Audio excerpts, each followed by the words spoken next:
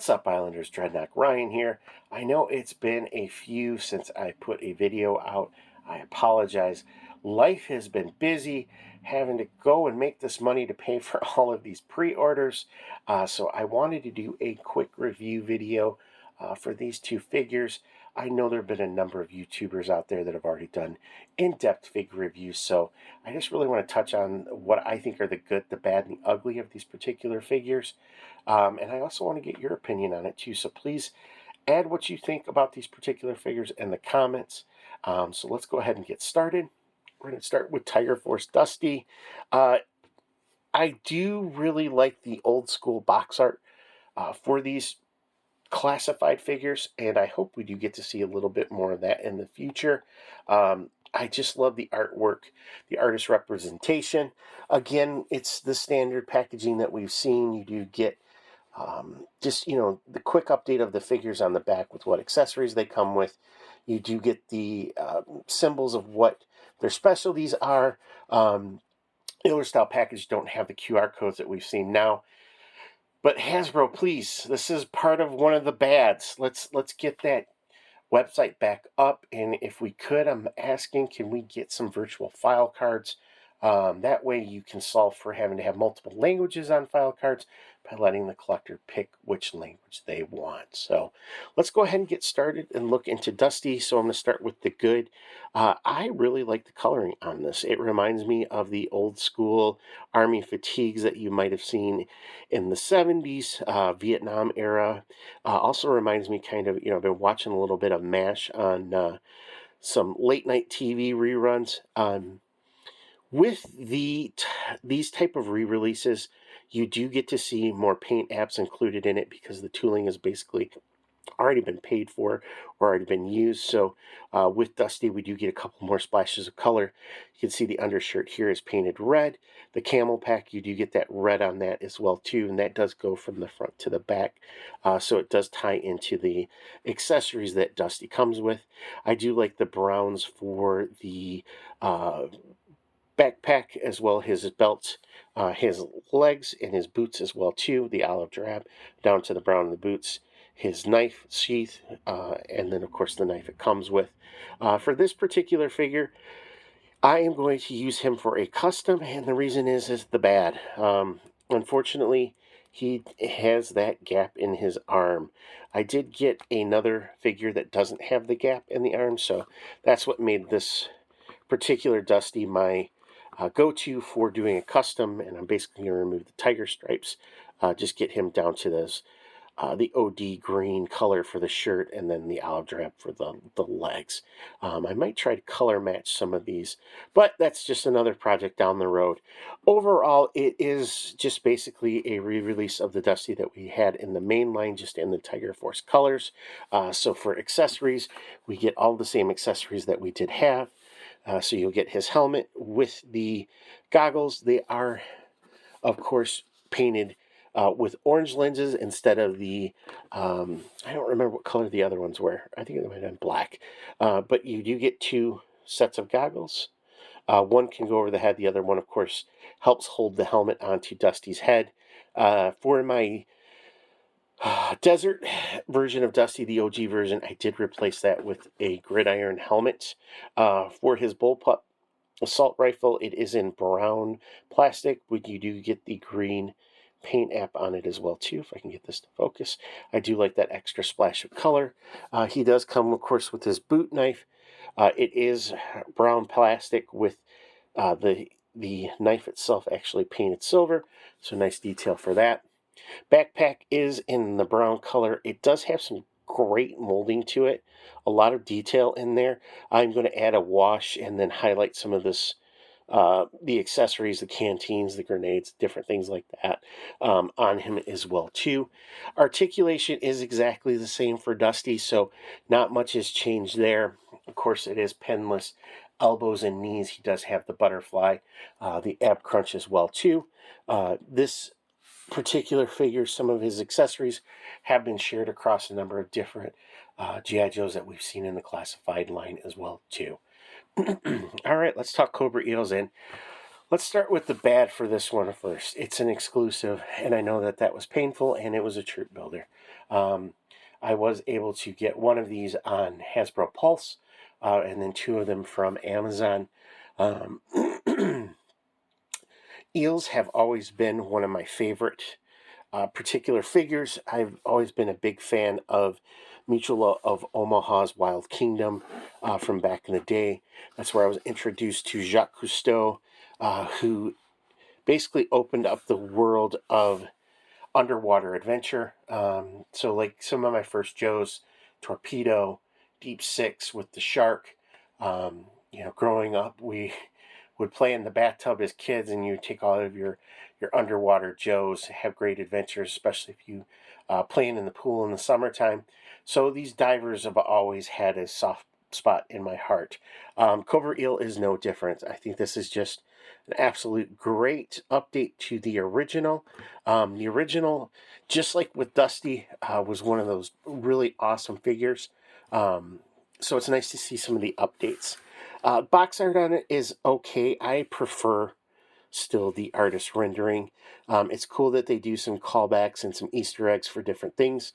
You can put this box art up next to Torpedo, kind of give you just a really cool shot of the two. It does come with the QR code. It takes you to a website that's not working. That's another one of the bads. Please, Hasbro, get that fixed so that we can get some virtual file cards. Again, on the back, it does show you all the accessories, the size of the figure. With the Cobra Eels, you do get a unit tempo, which I think is pretty cool. And then it just calls out some of the other accessories on the figure as well. Again, that nice box art, just awesome. Overall, for the figure, it is a mix some of Torpedo as well as new sculpting. One thing I think is cool is I do like the rubbery overlays that you'll see on the Joes. Instead of the waist and crotch area being just a hard piece of plastic, they do these overlays, which what's nice for the eel is it actually gives them a little bit more clearance when you're trying to get their legs to move. He does come with the drop down hips, of course, but overall, just like little things like that are what makes a difference. Um, Another thing I would have loved to have seen is he has the dumbbell joint in the neck, of course, from the neck to the body, but then the joint goes from the neck to the head. I would have loved to have seen the hinge. That way you could really tilt his head back, especially if you're trying to get him into a diving pose or a swimming pose, I should say, where you can really arch that head. Because trying to crank back like this, it just doesn't look very good, especially when you have the scuba pack on the back of him as well too. Overall, though, for movement of the figure, I think he's great. I was concerned with this piece here, but it is a soft rubber piece that just sits on top. And of course, it does tie into the helmet, which does go on the figure.